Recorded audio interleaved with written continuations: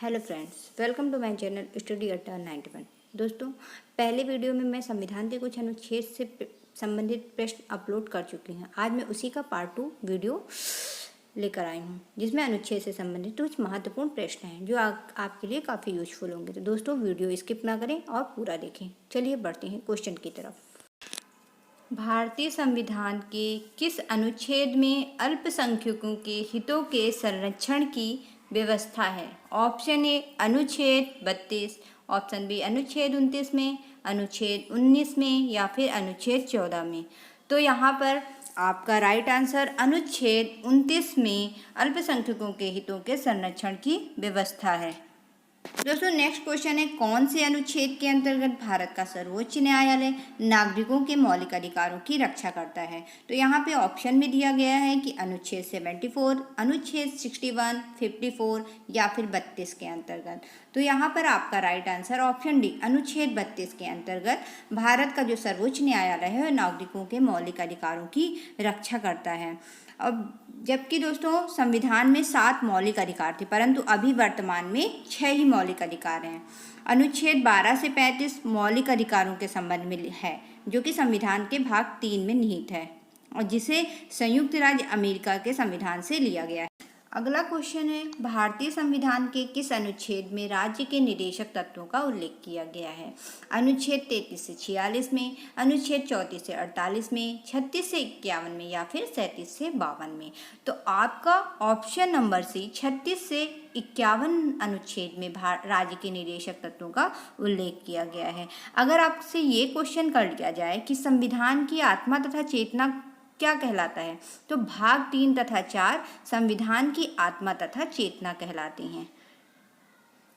Next है, भारतीय संविधान का कौन सा अनुच्छेद राज्य सरकार को ग्राम पंचायत के गठन का निर्देश देता है? आपके ऑप्शन में दे रखा है अनुच्छेद 51, अनुच्छेद 32, अनुच्छेद 37 या अनुच्छेद 40 में। तो दोस्तों, यहाँ पर आपका अनुच्छेद 40 ऑप्शन डी राइट हो जाएगा। अनुच्छेद 40 जो है राज्य की सरकारों को ग्राम पंचायतों को संगठित करने का निर्देश देता है और यह अनुच्छेद जो है राज्य के नीति निर्देशक तत्वों में शामिल है। यह राज्य के नीति निर्देशक तत्वों में शामिल है। तो option D is right answer. आगे बढ़ते हैं मित्रों। 42 संशोधन द्वारा संविधान के किस अनुच्छेद में मौलिक कर्तव्यों को जोड़ा गया है? अनुच्छेद 51, अनुच्छेद 51 ए, अनुच्छेद 29 बी, अनुच्छेद 39 सी में द्वारा। तो दोस्तों, यहाँ पे आपको बता दें कि मौलिक कर्तव्यों को 42वें संविधान संशोधन द्वारा संविधान में शामिल किया गया था। ठीक है, तो यहाँ पे जो पूछा जा रहा है कि मौलिक कर्तव्यों को अनुच्छेद किस में जोड़ा गया, तो अनुच्छेद 51 ए आपका राइट आंसर हो जाएगा कि 51 ए में मौलिक कर्तव्यों को जोड़ा गया है। आगे बढ़ते हैं दोस्तों।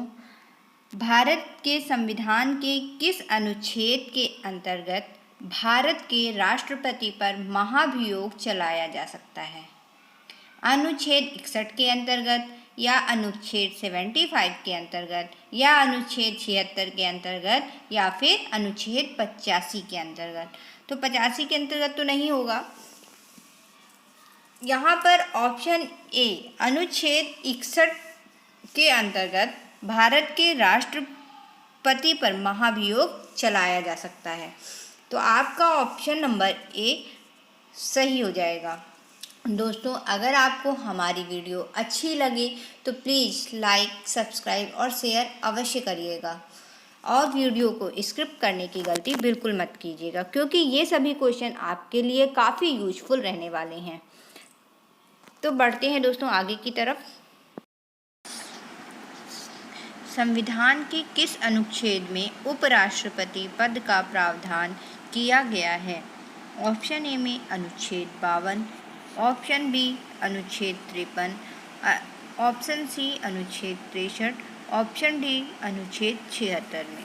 तो दोस्तों, यहाँ पर अनुच्छेद 63 में उपराष्ट्रीय पद का प्रावधान किया गया है। तो आपका ऑप्शन बी राइट आंसर हो जाएगा।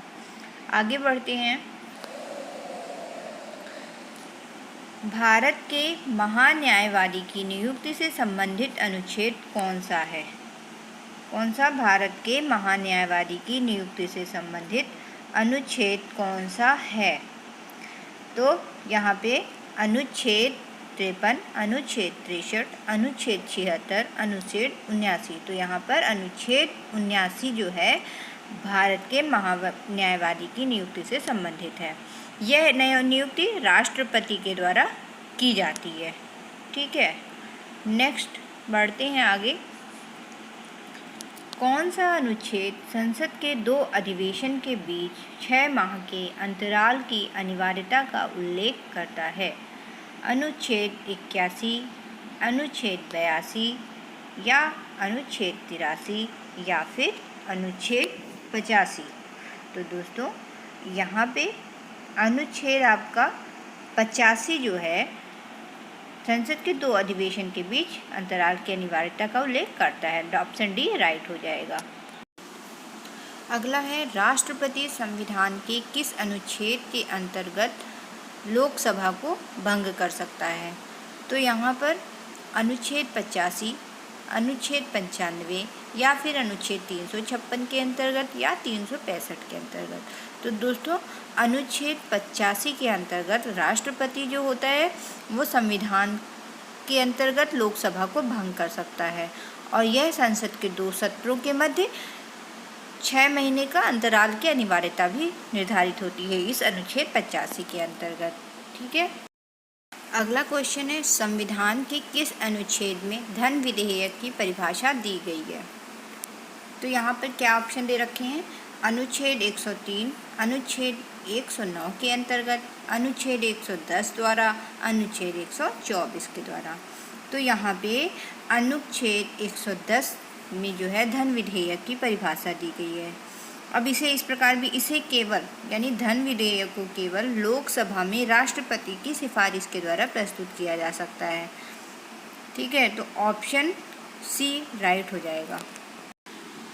अगला क्वेश्चन है भारतीय संविधान का कौन सा अनुच्छेद भारत के संचित कोष से संबंधित है?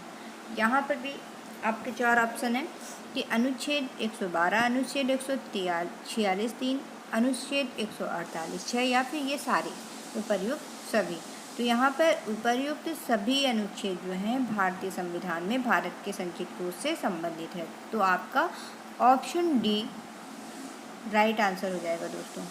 ओके, अगला क्वेश्चन है भारतीय संविधान का निम्न में से कौन सा अनुच्छेद भारत के राष्ट्रपति में अध्यादेश जारी करने की शक्ति प्रदान करता है?